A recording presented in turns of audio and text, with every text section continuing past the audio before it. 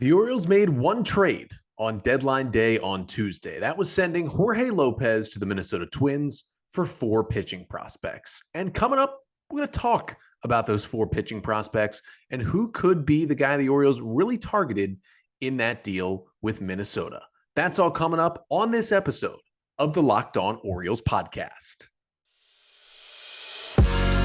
You are Locked On Orioles, your daily Baltimore Orioles podcast. Part of the Locked On Podcast Network, your team every day.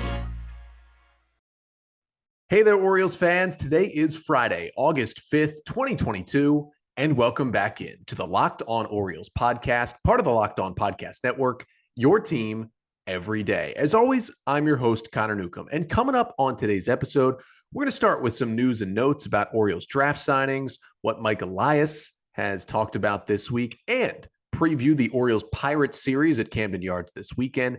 And then we are going to dive deep into the return the Orioles got in the Jorge Lopez trade. They got four pitchers back from the Minnesota Twins in Tuesday's deal, and we're going to break down all four of those pitchers as Seth Stohs joins us, the founder of Twins Daily, who does a great job covering all things in the Minnesota Twins minor league system. We're going to talk about all four of these arms and which of them really could make an impact at the major league level down the line for the Orioles. But that's all coming up on this episode of the Locked On Orioles podcast, which is brought to you by BetOnline.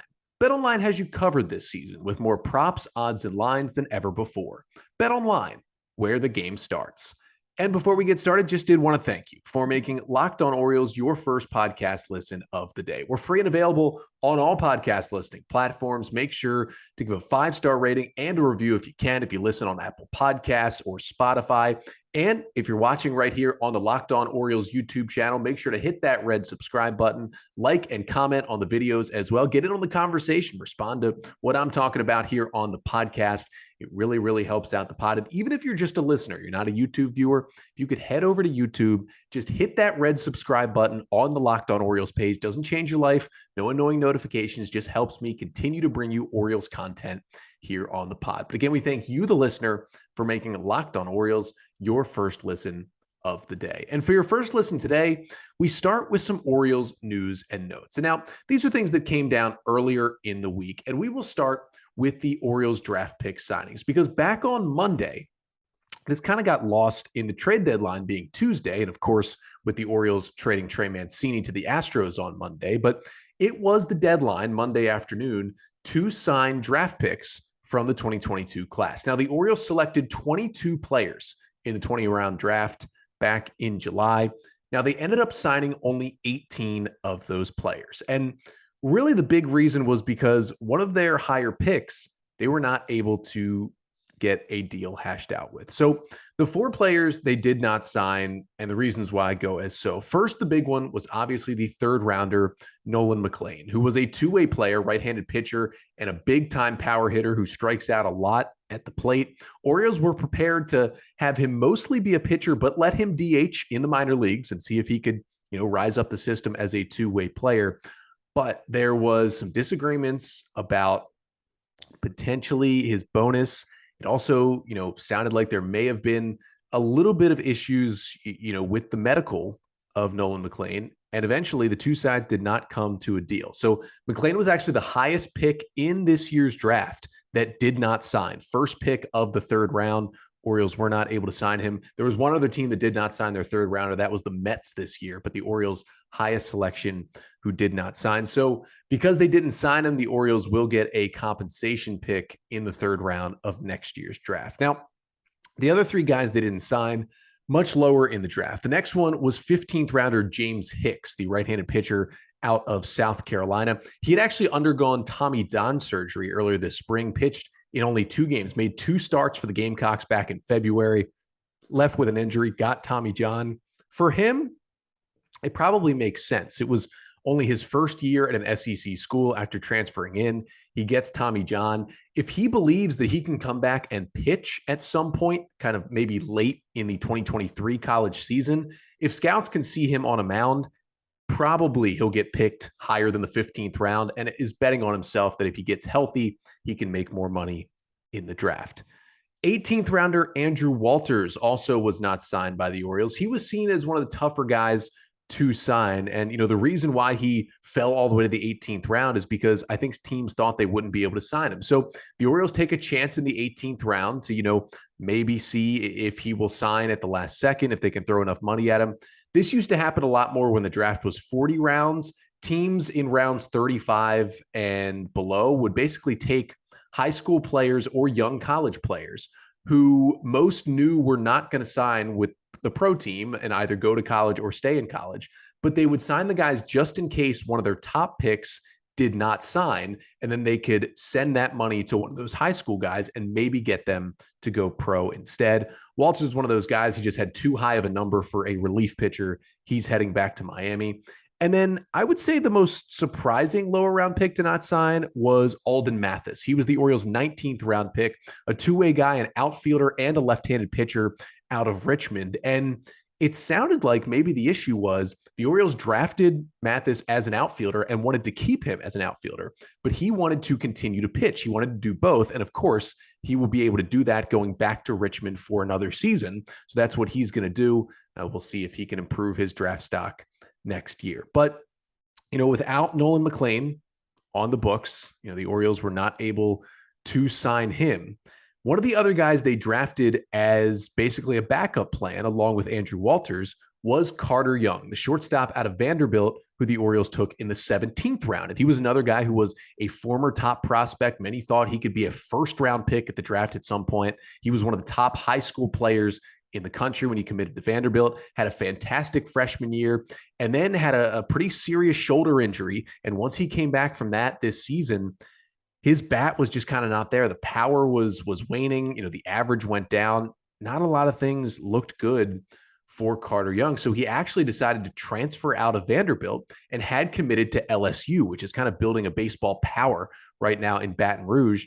He was committed to LSU. They did bring in another shortstop, but that player, it looked like Carter Young was going to be the starting shortstop at LSU. So many thought, well, the Orioles aren't going to be able to sign him. But with Nolan McLean not agreeing to a deal, the Orioles were able to give Carter Young enough money to get him to sign, as he gets $1.325 million as his signing bonus for goes LSU and decides to sign with the Orioles. So not as exciting if third rounder Nolan McLean would have signed, but it is a nice aside to at least get Carter Young in. He's a great defensive shortstop, super athletic, and the bat has been there. So if the O's can get it figured out and get him fully rehabbed from that shoulder injury, this could be a really sneaky good 17th round pickup for the Orioles. And now, you may say, oh, they didn't sign their third rounder. Did they spend all their money? Well, by giving that money to Carter Young, yes, they did. They spent their entire bonus pool plus the 5% tax on top of your pool that you're allowed to spend. The Orioles actually spent the second most money ever in a draft pool in the history of the MLB draft. So just because, some guys go under slot or you don't sign a top guy doesn't mean you're a cheap team in the draft. At least the Orioles did spend all of their pool. But speaking of the draft, of course, Mike Elias talked a lot after the draft, mostly about, Jackson Holliday being the first overall pick, who of course signed for big money as well, $8.2 million. We have yet to see Holliday be assigned to an affiliate. Mostly he will probably go to the FCL to start over the next week or two. But Mike Elias did also talk to the media on Wednesday after the trade deadline and just wanted to, touch on a couple of things that he had talked about. One thing was he met with some of the team leaders like Cedric Mullins and Ryan Mountcastle just to kind of reassure to them that, this team is still headed in the right direction. They are still trying to win now while also being fully focused on the future as well. He kind of walked back a little bit of what he said on Tuesday, which was about how, he didn't feel like this team was ready to make the playoffs this year. He walked it back and said, he still has full confidence in this team down the stretch that they can compete for a playoff spot. But his big quote was that the Orioles will be ready for liftoff soon, and did say that, he is preparing to spend money in free agency this offseason to add to the team and, essentially go for it in 2023. And now for a long time, 2023 has kind of been the target year since Mike Elias came in and the O's started this rebuild before the 2019 season. And so if that is the case, that's going to be a good thing. The Orioles, young talent is going to be in the big leagues. Really, all of it will be by 2023. So that's certainly going to help. But what I will say is he definitely has to say that And that better be the case, because this team is certainly ahead of schedule with what they're doing on the field here this season. And this offseason was already, no matter what they did this year, the time when they needed to start spending. So that should just enhance that need to spend, add players in free agency, add a starting pitcher, add an infielder, maybe add 2 starting pitchers in free agency and start to shell out some of that money, trade some of your prospects to maybe bring in a pitcher as well. This needs to be the time, and hopefully Mike Elias keeps to his word this offseason.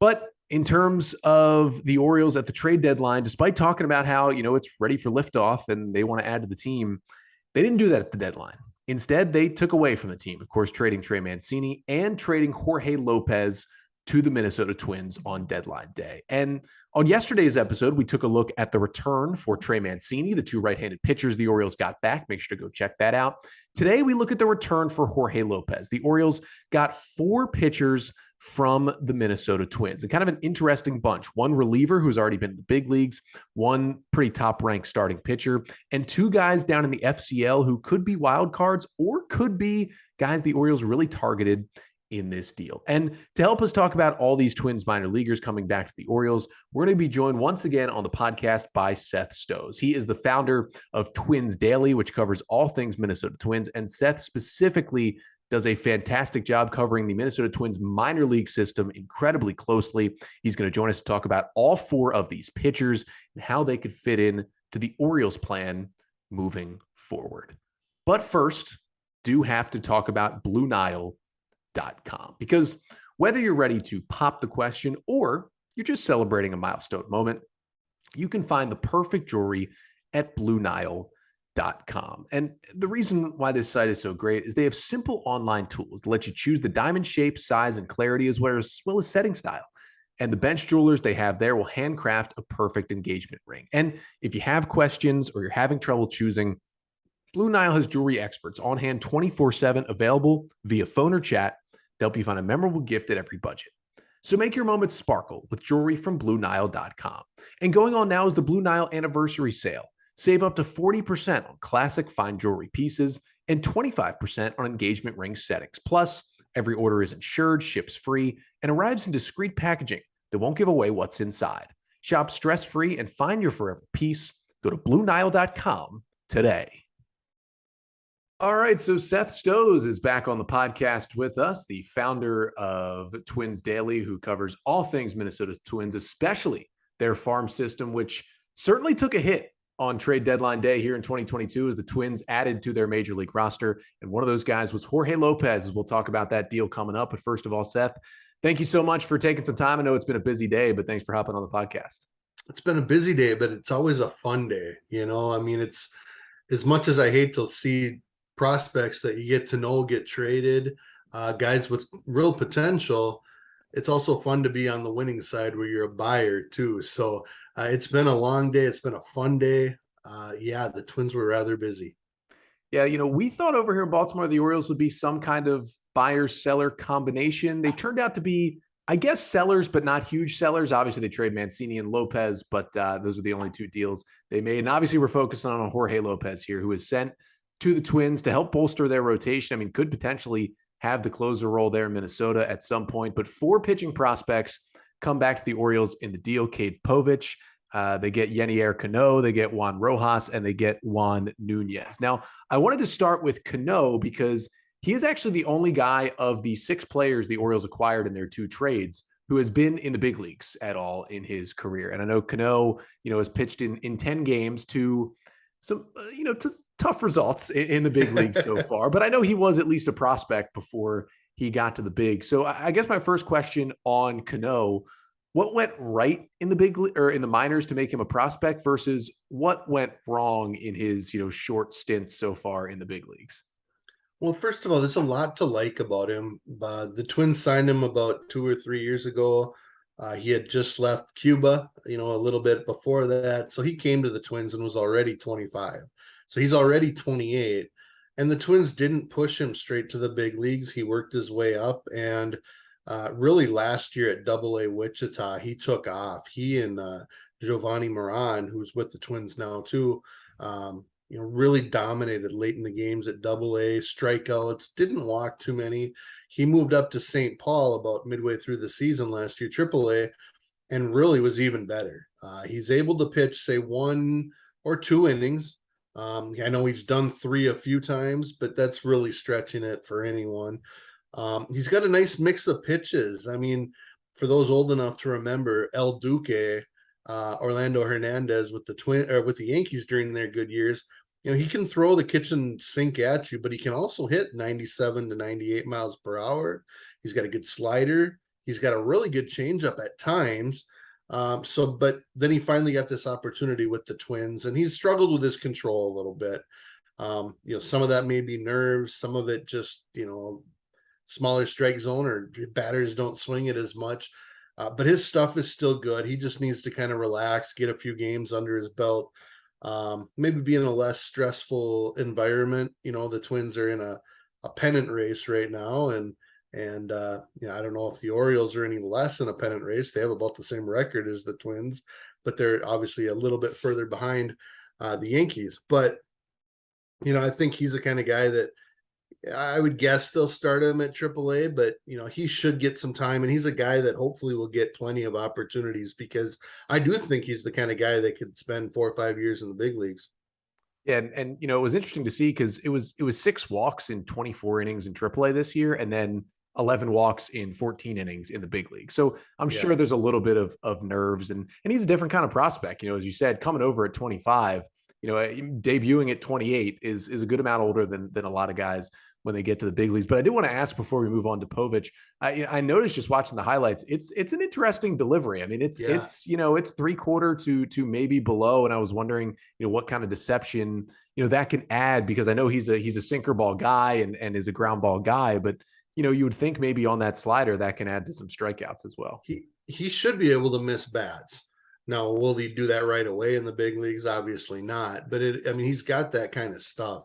It is a deceptive delivery, release point, all of that. And he sometimes, like others, messes with timing and things like that. But he's a guy that gets a lot of movement, and that might be part of it too, that maybe a little overamped or gripping it a little too tight in the big leagues. He's got a little extra run on the fastball, little extra slide on the slider, all that kind of stuff.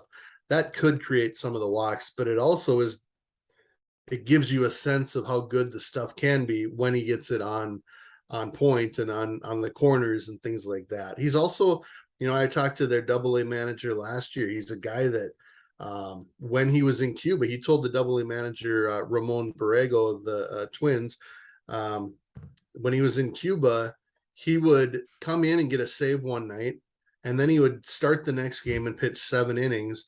And then the next day, if they needed a long reliever, he could go 3-4 innings. He just wants the ball. And I know that's a little old school, but he's one of those guys, kind of a rubber arm, and hopefully he stays healthy. Yeah, definitely a guy that can, the Orioles are, as you said, going to start him down in AAA. And a lot of that has to do with how strong the Orioles bullpen has been this year. It's been the reason why they're currently over 500. Right. But, he'll definitely be a depth piece too. As soon as somebody struggles or there's an injury, he probably slots in as that next guy to get a chance. But I think most agree the headliner of this 4-pitcher package that's going to the Orioles is Cade Povich, who I've seen a lot of different spots in prospect rankings. I know you guys at Twins Daily actually have him higher than a lot of other outlets do, but a left-handed pitcher who they took in the 3rd round in 2021 out of Nebraska. And I guess I pose it to you because I saw you tweet about him a few times on Tuesday. How high are you on Povich as, a potential future starter in the big leagues?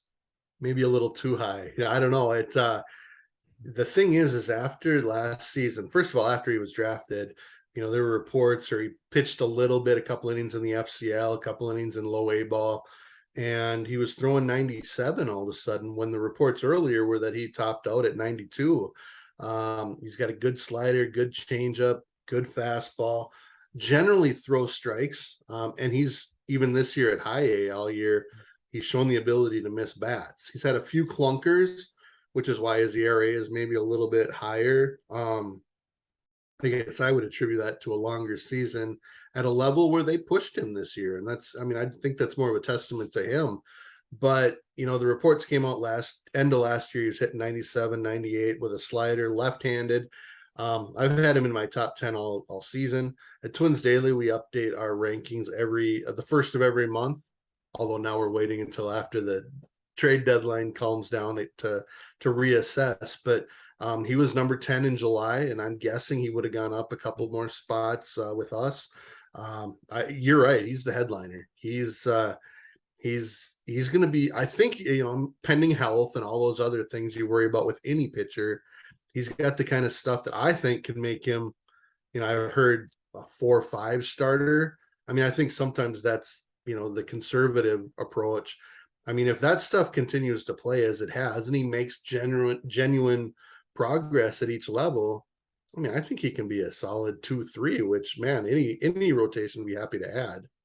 Yeah, and it seems like a lot of progress has been made this year, as you talked about it. And just reading kind of the write-ups about him from the preseason, it was a lot about, we'll see on the fastball, it's gaining velocity. And a lot of talk was about the curveball. And now it seems as this season's going on, it's like this fastball is there too. Here's this slider as another breaking pitch. And when you see, over 12 Ks per nine, less than 3 walks per nine, and I know he's only in high A, but those are good numbers. And I wanted to throw this word at you because this was the word I read right after he was drafted, was just polished college pitcher. Like a guy who comes in, he's got his mechanics down. He obviously needs an uptick on the stuff, but polished was the word I had heard. And I was wondering if you felt the same way. It is probably a word you hear, but I mean, as a Twins fan, I've heard that when they've drafted Kyle Gibson out of college, Alex Wimmers, several others. And it's important because generally speaking, those are guys with good mechanics, good release point, things like that. But he's got the good frame. He's got, the good extension, release point, all those things.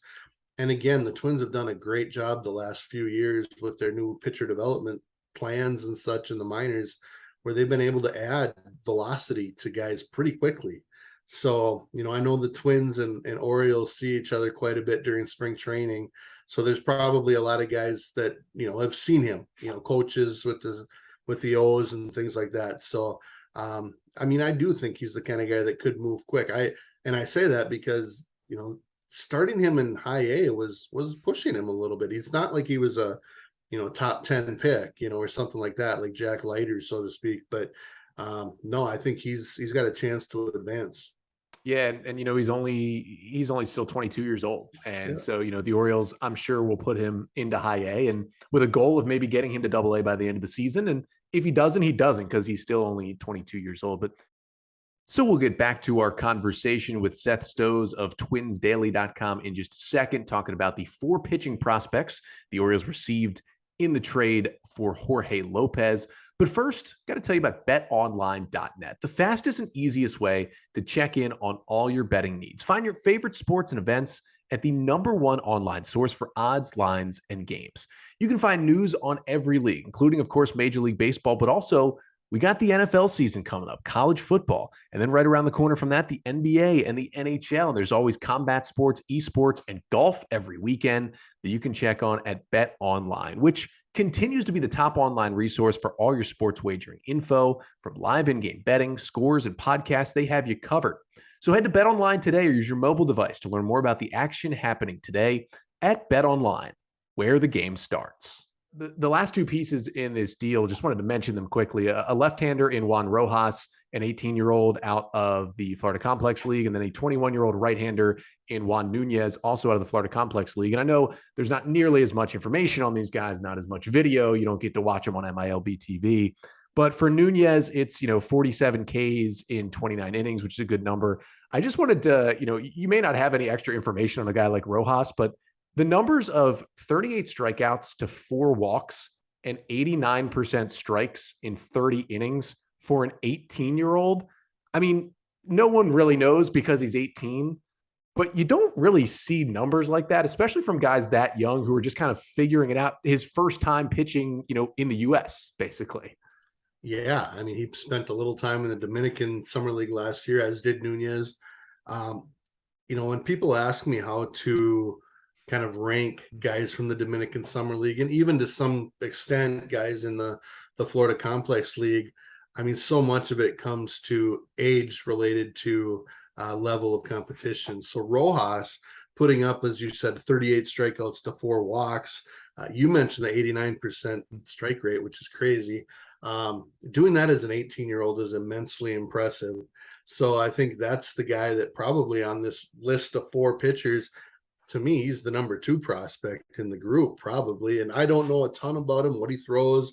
I mean, they had a guy last year who put up just insane numbers in the Florida Complex League. And I'd learned this year that he topped out at 83 or 84. I don't know if that's the case with Juan Rojas, but the fact that he's 18, at least gives you pause to think that there is room for some growth there. Now with Nuñez, he has a great strikeout rate. What did you say? 47 strikeouts in 29 and 2/3 innings. 4.85 ERA, which, doesn't really matter at that level. But he's already 21.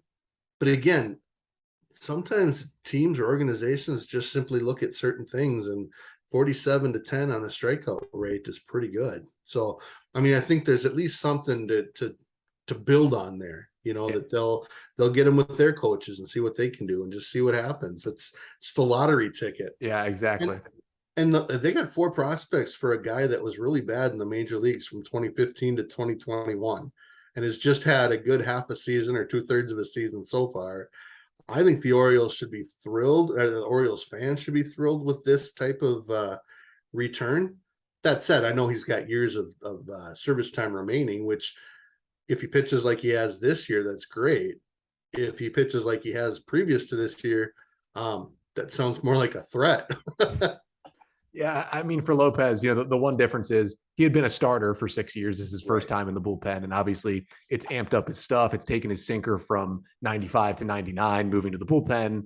But his July has been a little shaky, and the Orioles obviously sold high. Now he's got 2.5 years, 2 1/3 more like years of control. So my last question for you, Seth, was, seeing this from the Twins' point of view, I know you're higher on Povich than many are, and obviously you give up a couple of lottery tickets and a guy who can help a major league bullpen.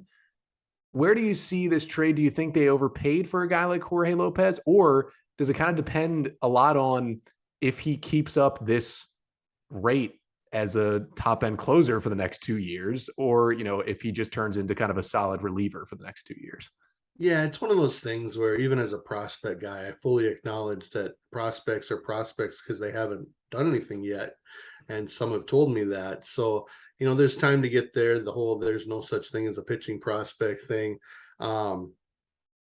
So I don't feel like they overpaid because, I don't think they traded a quote unquote given. They didn't trade their top 5 guys, but I think that's fair.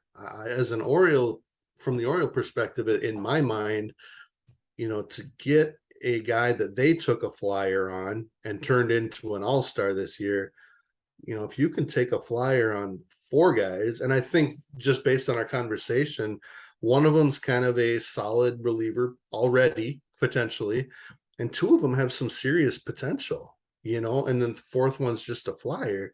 I think the Orioles did well, and yet at the same time, I don't think the Twins gave up more than they had to. Again, I would love to see Povich stay in the organization, but you got to give something up to get something. So, at the end of the day, that's who they picked. And I just hope Lopez stays good.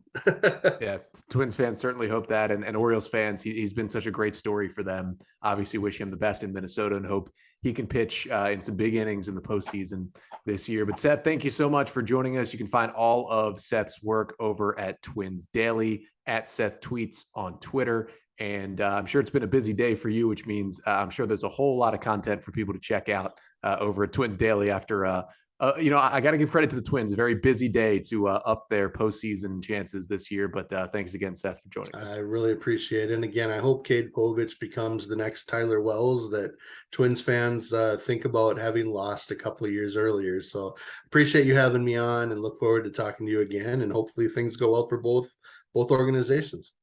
So our thanks again to Seth Stohs, the founder of Twins Daily, for joining us to break down the 4 pitching prospects the Orioles received when they traded Jorge Lopez to the Minnesota Twins on trade deadline day on Tuesday. Definitely some interesting pieces. I mean, obviously, at least at this point, Cade Povich is the headliner, the lefty, the third-round pick in 2021 for the Twins. And, it was nice to have Seth on because he's, maybe in terms of guys who cover prospects, especially Twins prospects, seems nobody is higher on Povich than Seth. And he was, pretty upset, it seemed, to see the Twins let him go. And obviously Jorge Lopez is definitely going to help the Twins bullpen. I mean, in his first appearance with the Twins, he got a save, a 1-2-3 inning for Minnesota in the ninth on Wednesday. But the Orioles get 4 pitchers back. And, Canó is interesting because he's pitched in the big leagues a little bit. Now, not a lot of success, and he's had high walk numbers, but his numbers in AAA have been great. The Orioles did send him to AAA Norfolk, but Yennier Canó, I think there's a pretty good chance he pitches out of the Orioles big league bullpen at some point this year. He's already 28, big league experience, good stuff, interesting arm angle. He'll help the Orioles at least this season.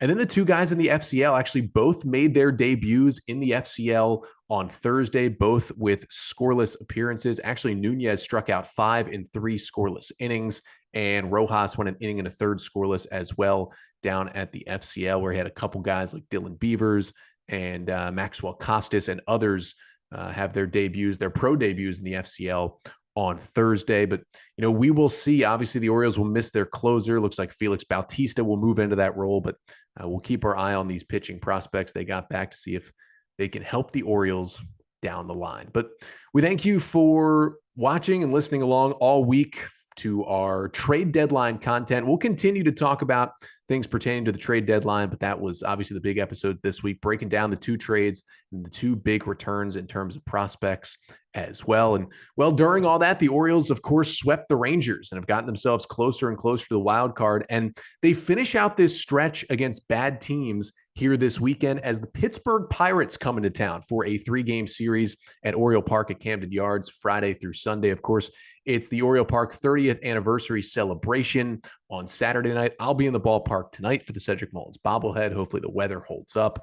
But just wanted to give a quick preview to this series because, listen, after the Orioles are done with these 3 games against the lowly Pirates, who do come in with a 43-62 record on the season, their schedule gets extremely difficult down the stretch. And we talked about this 9-game stretch against the Reds, Rangers, and Pirates, all losing teams.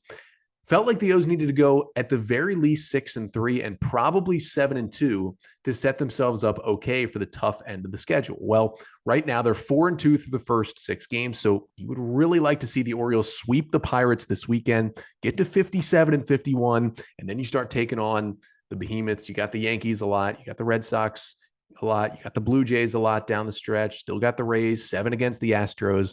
It's going to get much harder from here. So kind of an important series for the Orioles to handle their business. And it starts tonight, Friday night, at 7:05 start, as Dean Kramer will take the hill for the Orioles. Kind of a rough start his last time out for Dean. He will look to bounce back against this Pirates offense, which obviously has O'Neal Cruz in it and has Brian Reynolds. They are very up and down. They'll go up against Mitch Keller, who has a 4.37 ERA, 26-year-old righty in 20 starts so far this year for the Pirates. His last time out, though, not too bad against the Phillies. 6 innings, 3 strikeouts, 3 walks, 1 run on 5 hits. He's not a big strikeout guy, but he can get through some innings for the Pirates. Then you have the 5:05 p.m. Eastern time start on Saturday. Austin Voth takes the hill for the Orioles, coming off a start where he went 5 scoreless. He'll look to do that again. And for the Pirates, arguably their ace is on the hill Saturday, the 28-year-old right-hander JT Brubaker, who has a 4.40 ERA in 20 starts so far this year, but he got shellacked in his last start against the Phillies. 4 1/3 innings, 7 runs on 12 hits with 4 Ks and no walks. You know the O's would love to do that to him again on Saturday. And the series finishes on Sunday. Spencer Watkins, who continues to roll along, will get the ball for the Orioles, a 1:35 start on Sunday. And it's the 24-year-old righty Bryce Wilson who goes for the Pirates, a 6.20 ERA in 14 starts, 3 runs on 6 hits over 5 1/3 against Milwaukee in his last start with 2 Ks and 1 walk. 3 kind of shaky right-handers going for Pittsburgh this weekend. You'll see the lefties in the order. Hopefully we'll see Terrin Vavra in all 3 starting lineups if he can continue to swing that hot bat. And then I'll be back with you here on the pod on Monday, recapping the entire weekend, getting you my 3 big takeaways from Orioles and Pirates, and chatting about the 30th anniversary celebration at Camden Yards this weekend. That's again coming up on Monday's episode. But until then, I'm Connor Newcomb, and this has been the Locked On Orioles podcast, part of the Locked On Podcast Network. Your team every day.